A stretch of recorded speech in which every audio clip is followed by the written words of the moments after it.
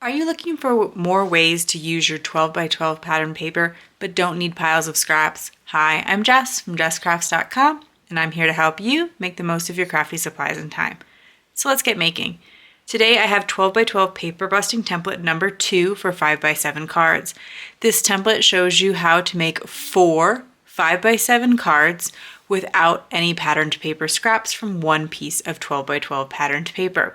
I'll be really clear with all the measurements today and so that you can follow along and write down the measurements that you need, but if you would rather be able to print this template, it is available in a pack in the Etsy shop.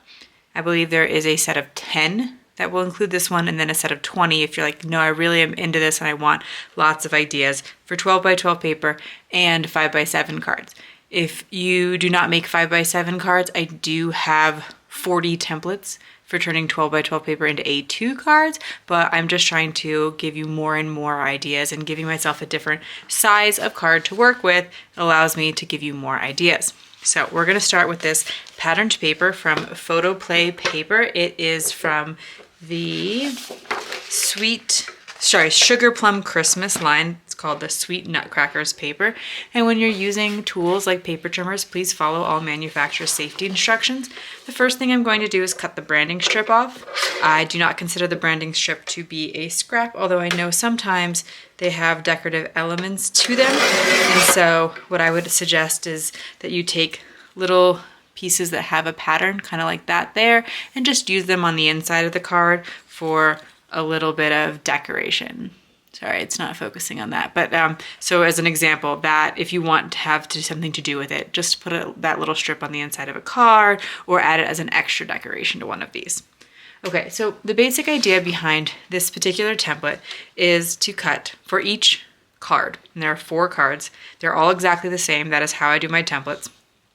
You're going to need one piece of 4 inches by 4 inch squares. So you'll have 4 of those in all.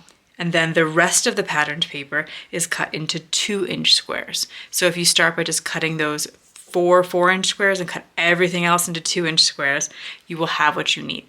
So I'll start, and you're going to use 5 2-inch squares on each card and 1 4-inch square on each card.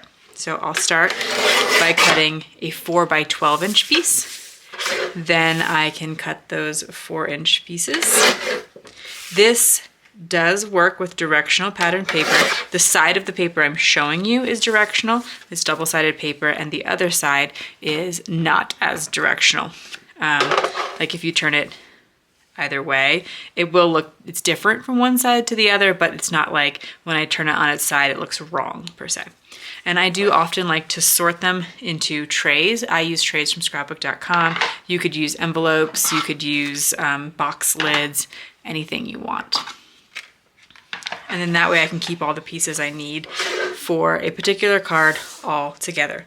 So then I'm going to cut another 4-inch strip because I need one more 4 by 4 square. So I want to make sure I get all of those first, so that, because everything else is then uniform from there on out. So then I take this piece that's 4 by 8 inches and this piece that's 4 by 12 inches, and I'm just going to cut a whole bunch of 2 by 2 squares. So I'll bring this 4-inch piece, 4 by 12 inch, to 2 inches. And I could double up my patterned paper here. If you have trouble being really precise with your paper trimmer, you might not want to, or if your paper trimmer simply can't handle 2 sheets of paper.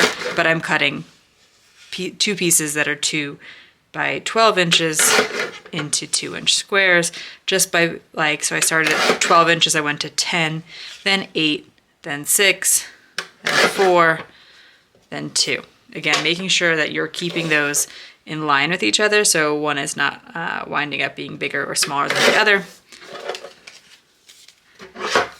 I'll do the same thing here. Then I'm going to take all of these 2 by 2 inch squares and I'm going to put 5 of them for each card, so 5 of them in each of my trays. My next step is to cut the cardstock mats. So when I show my templates, most of the time they have mats around the patterned paper, and the mats are 1/4 inch bigger. So every 2 by 2 inch square is going to have a 2 1/4 by 2 1/4 inch square as a mat. So I'll need 5 of those for each card. And then every 4 inch square is going to need a 4 1/4 by 4 1/4 inch mat. So I don't have a lot of scrap paper, but or scrap cardstock in this collection, but I do keep my cardstock in these envelopes. And these envelopes allow me to keep scraps right in there so that I can always start with my scraps if I'd like to, or if they fit for my project. So the one thing that I did want to point out here is this cardstock is 8.5 by 11, which does mean that I can get 2 of the larger 4 by 4 inch squares out of it perfectly in that direction. So I cut it to 8.5 by 8.5. Then I'll bring it to 4 1/4. And then that's 4 1/4 by 8.5. Turn it again and 4 1/4. And so from that full sheet of 8.5 by 11 paper, what I am left with as a scrap after cutting all 4 that I need is this piece that's 2.5 by 8.5. I will then be able to cut some of my 2 1/4 inch mats from it. So I'll bring that down to 2 1/4, and I can, doing the math quickly in my head, I can say 2 1/4 times 3 is 6 3/4. So that's why I brought it to that measurement, but you don't have to do anything complicated. Just bring it to 2 1/4 each time is also totally fine. I've been doing this for years, and certain math is just getting easier over time. So 4.5, 2 1/4, and then out of that piece of paper, all I have in terms of scraps is this little bit. So I do like to try to optimize as much as possible, but going forward, when I'm having to cut the 2 1/4 inch squares, I'm not going to be able to get this level of optimization. And then little pieces like this, I rarely have an occasion to use a 1/2 inch piece. So I will recommend, and many of you know exactly what I'm about to say, I will just take this and I'll cut it in half. You could just do that with a scissors knife, and put a little bit of glue on it. And then if I'm going to want to pop anything up later on, I'm going to use this. Instead of putting a bit of foam tape on the back, I'm just going to be putting this little bit of cardstock behind it, because I do use thicker cardstock for my mats. I've been able to purchase it in bulk. I find that it works well for die cutting and mats, and so I prefer to only have one weight of cardstock in my craft room. It's just a little bit easier for me to handle.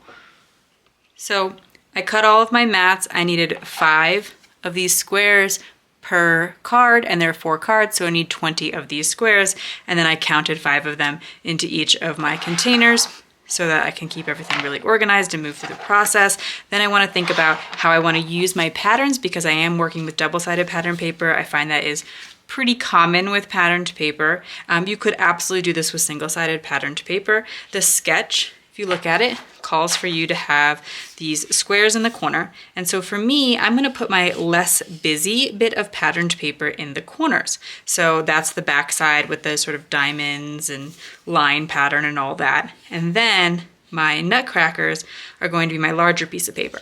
In this particular sketch, it is important to keep in mind though that you are going to cover the center with one of the smaller squares. So I will see less of the nutcrackers. I still think you get a good view of them. I do like the design with that, and I do think that it calls enough attention to them, but gives me a spot where I could put a sentiment or a focal point image. Let's look at finishing off these cards. So I have them mostly assembled, but I did decide to cut out a heart shape out of the back centers so that I can hold on to them for a future project. I recommend, this happens to be a cat scrappiness set, so either putting them in the packaging, I've moved mine over often to zip top bags, but sometimes my die sets I just cut the top off the packaging or something like that. A variety, but you can put those in with it so the next time you reach for that die set, you can notice you have some, or like in this instance, since this might be considered a Valentine die, maybe put it in with some other Valentine papers or something like that.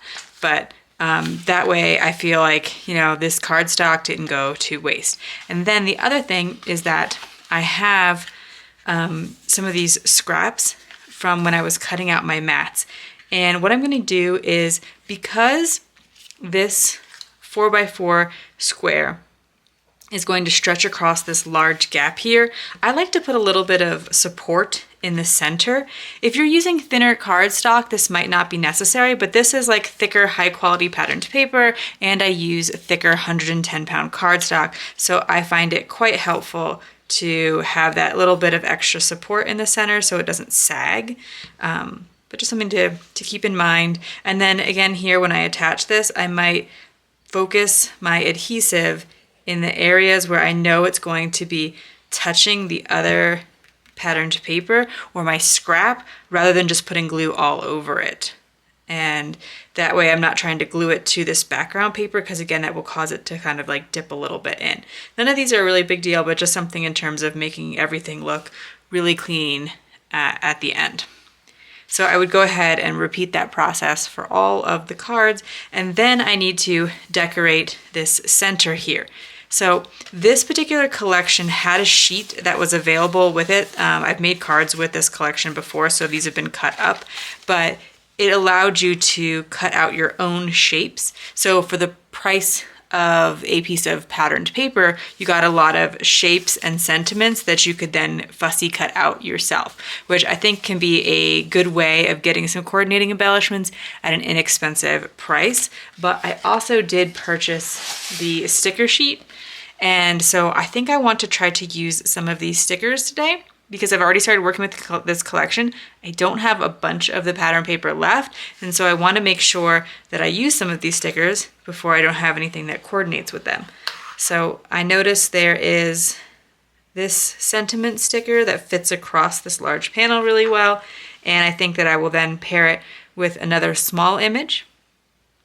I'm looking around, I see it says sweet holiday wishes, so I'm like, oh, maybe this is a good time to use like a cupcake or a cookie. I see this little cupcake. I also see this coffee drink here. Maybe putting them together. There's a little bit of a sticker on the inside of the coffee cup there that I want to remove. It's sticking to my hand. So I could pair those together in my center panel. Oh, there's also a tiny bit of sticker in that candy cane at the top of the cup, so I'll get that off camera. But I'm gonna kind of look at my sticker sets or my sticker sheet and kind of see, can I pair anything so that I'm not, you know, I've had a tendency where like, oh yeah, they're really cute, I definitely want to use them, but is this the perfect project? And I've really had to kind of like retrain my brain to be like, no, just start using them. Don't save everything for the perfect project. So I went through and embellished the other 3 cards pretty easily with those stickers. Just a simple sticker on both of these. Let me know in the comments, is it too early for Christmas card making? I have a feeling the answer is no, especially because like for me, when I like to donate my cards, they want to get them early so they can get them organized and passed out. So I'm fine to be working on Christmas cards all year long, really, whenever the mood strikes me. This is going to come out in September, and I'm just like, you know, I think we're all ready to see some Christmas ideas, but I still will definitely add some autumn, fall cards and some Halloween into the mix too, because I really have fun crafting for those holidays. But this template is available in the Etsy shop. However, of course, it is very, very simple if you don't want to purchase the template for 4x4 squares, and then the rest of the paper cut into 2x2 squares for a total of 20 2x2 squares, and then a simple arrangement here. If you found this video helpful, here's another video where you can find more ideas for enjoying your crafty time and supplies. Let me know you like this video with a share to your crafty community, subscribe and click the bell so you don't miss the next template or tutorial, and check the video description for product links. See you in the next video.